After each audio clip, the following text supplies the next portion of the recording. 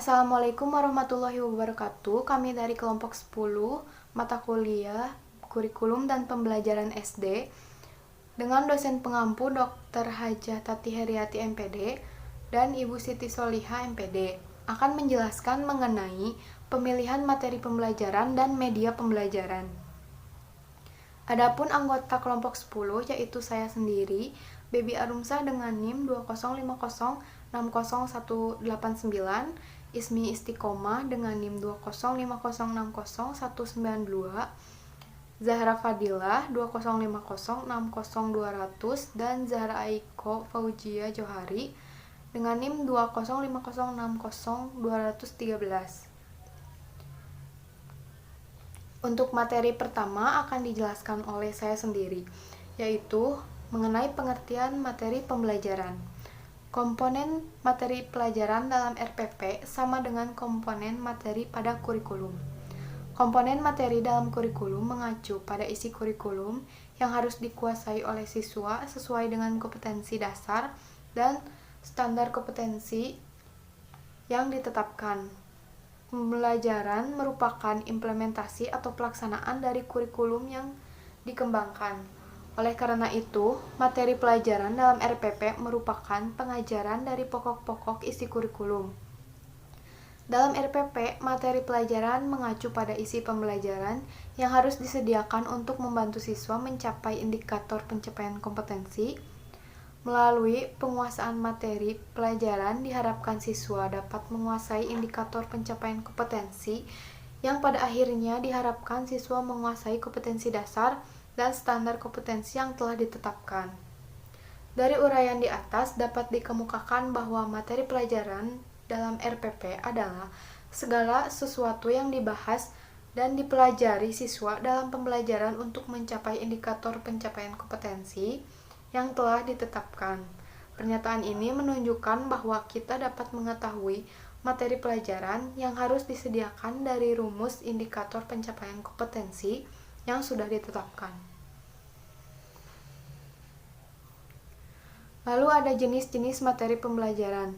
Menurut Taylor, tahun 1949 mengemukakan 3 jenis materi pelajaran antara lain konsep, skill atau keterampilan, dan values atau nilai.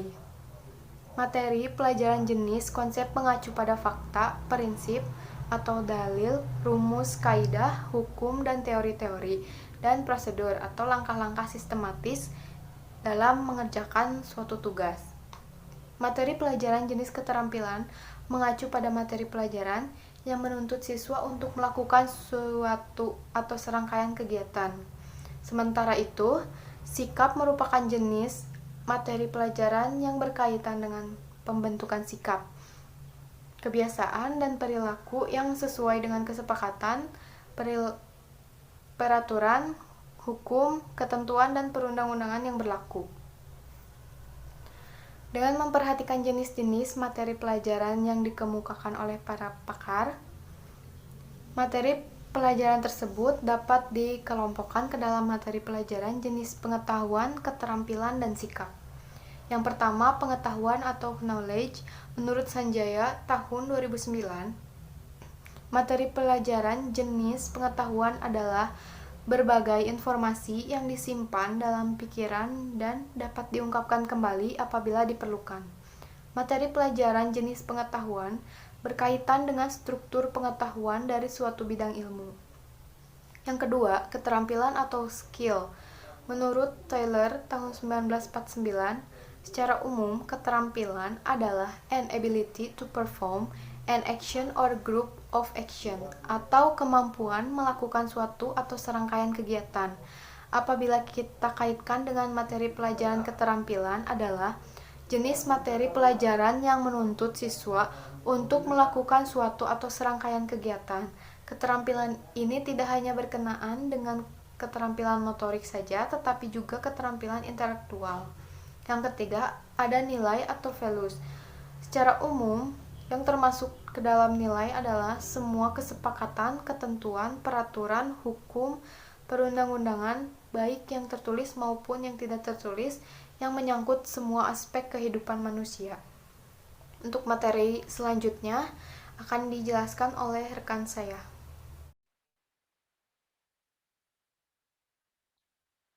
Baik, materi selanjutnya mengenai pemilihan materi pembelajaran. Pustaka Justisia mengemukakan 3 prinsip yang perlu diperhatikan dalam memilih materi pelajaran, yaitu prinsip relevansi, konsistensi, dan kecukupan. Yang pertama ada prinsip relevansi menurut materi pembelajaran yang dipilih sesuai atau relevan dengan kemampuan atau kompetensi yang diharapkan dikuasai siswa. Yang kedua, prinsip konsistensi. Menurut guru, untuk menyediakan materi pembelajaran yang banyaknya sesuai dengan banyaknya indikator dari jabaran kompetensi dasar. Yang ketiga ada prinsip kecukupan. Menurut guru, untuk menyediakan materi pembelajaran yang cukup memadai dalam membantu siswa menguasai kompetensi yang telah ditetapkan.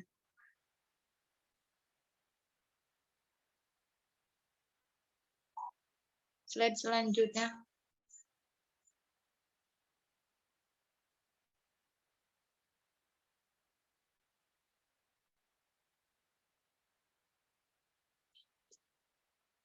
Di samping ketiga prinsip tersebut, materi pelajaran yang dipilih guru hendaknya memenuhi kriteria kesesuaian dengan kemampuan siswa, kebenaran, keterkinian, dan kesesuaiannya dengan tujuan.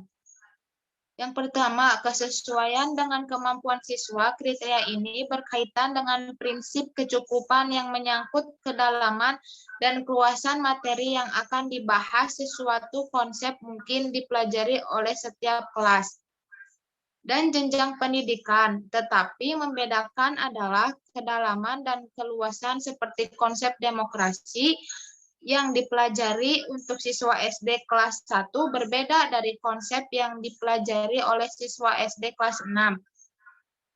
Yang kedua, benar atau valid. Kita semua sepakat bahwa materi yang akan disampaikan kepada siswa merupakan materi yang benar secara ilmiah. Artinya, kebenaran materi pelajaran tersebut dapat dipertanggungjawabkan secara keilmuan. Yang ketiga, mutakhir atau terbaru. Ilmu pengetahuan terus berkembang sejalannya dengan perkembangan manusia itu sendiri. Selain itu, perkembangan teknologi komunikasi dan informasi juga berpengaruh terhadap perkembangan ilmu pengetahuan.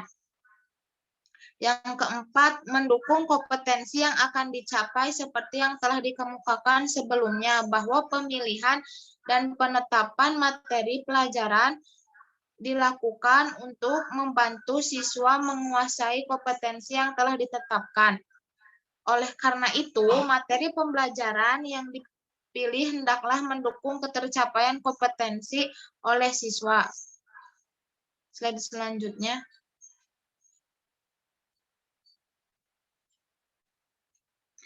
Pengorganisasian materi pembelajaran. Menurut Ornstein, mengemukakan 4 cara untuk menurunkan atau memperorganisasikan materi pembelajaran. Keempat cara tersebut adalah sebagai berikut. Yang pertama, dari kesederhanaan menuju ke yang kompleks atau simple to complex.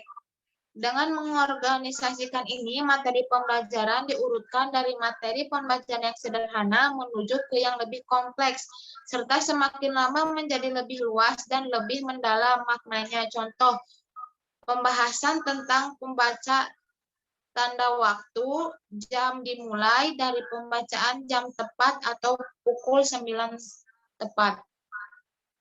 Yang kedua, dari bagian-bagian keseluruhannya atau part to whole.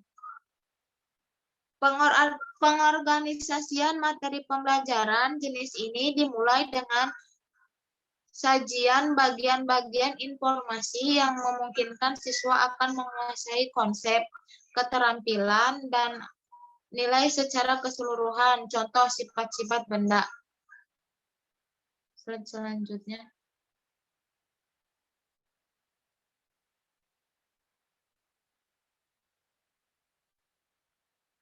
Dari keseluruhan menuju bagian-bagian atau tool to part, pengorganisasian jenis ini dimulai dengan menyajikan konsep, keterampilan, dan sikap secara utuh untuk membantu menata dan memadukan bagian-bagian yang terpisah dan baru. Contoh materi tentang pengarang. Dan yang terakhir ada kronologis atau kronologikal. Penyajian materi secara kronologis merupakan cara yang sering digunakan guru terutama untuk menyajikan materi yang berkaitan dengan sejarah. Materi ditata berdasarkan waktu terjadinya. Contoh, materi tentang kerajaan-kerajaan Majapahit. Materi selanjutnya akan disampaikan oleh rekan saya.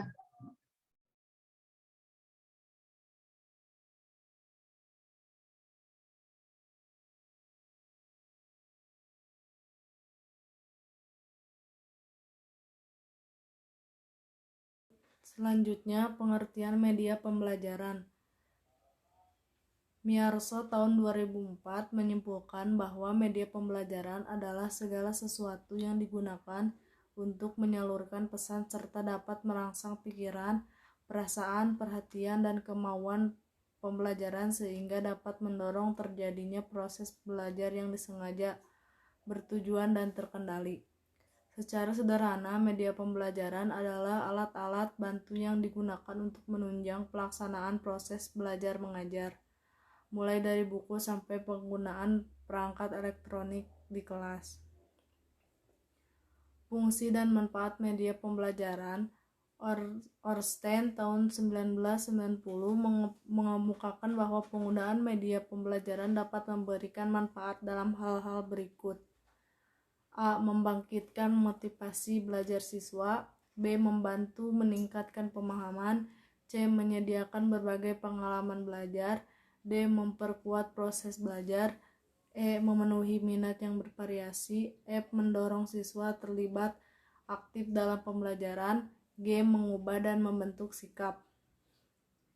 Di samping itu, Miyarso tahun 2004 mengemukakan manfaat lain dari media dalam pembelajaran, yaitu bahwa media dapat melampaui batas ruang kelas.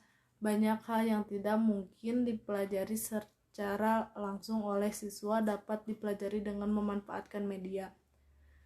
Dengan menggunakan media, guru dapat melakukan hal-hal berikut. A. Menghadirkan objek-objek yang berbahaya atau sukar ke dalam kelas. B. Menampilkan objek-objek yang terlalu besar atau terlalu kecil. C. Memperlihatkan gerakan yang terlalu cepat atau lambat. Selanjutnya ada jenis-jenis media pembelajaran. Yang pertama ada media audio. Media audio adalah media yang mengandung pesan pembelajaran yang berbentuk suara atau bunyi, hanya dapat didengar. Dan yang kedua ada media visual.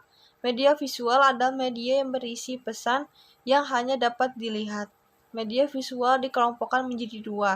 Yang pertama ada media visual yang diproyeksikan. Contoh, OHP, opaque projector, slide projector. Dan yang kedua ada media visual yang tidak dapat diproyeksikan. Contohnya, gambar fotografi, grafis, dan media 3 dimensi. Dan yang ketiga ada media audiovisual. Jenis media ini mengandung unsur audio dan visual. Pesan pembelajaran yang disampaikan melalui media ini dapat dipandang dan didengarkan oleh siswa, sehingga media audiovisual biasanya disebut media pandang dengar. Selanjutnya ada kriteria pemilihan media pembelajaran. Menurut Gagne, Bridge, dan Wager, 1992 ada 3 faktor yang perlu diperhatikan dalam memilih media pembelajaran. Yang pertama ada karakteristik media. Guru dituntut untuk memiliki pemahaman yang mendalam tentang karakteristik berbagai jenis media pembelajaran.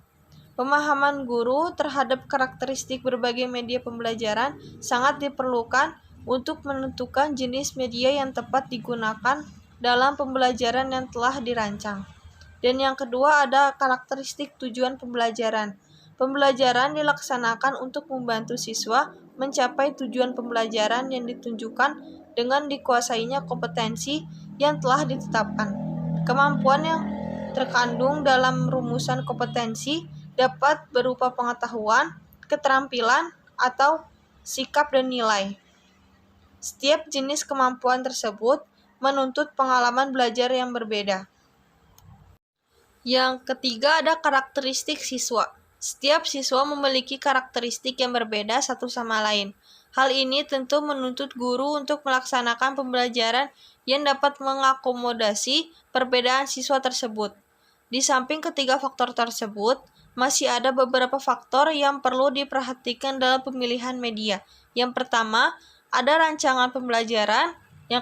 Yang kedua, ketersediaan alat pendukung. Yang ketiga, tingkat keterbacaan media. Dan yang terakhir ada situasi dan kondisi kelas. Sekian dari kelompok kami. Wassalamualaikum warahmatullahi wabarakatuh.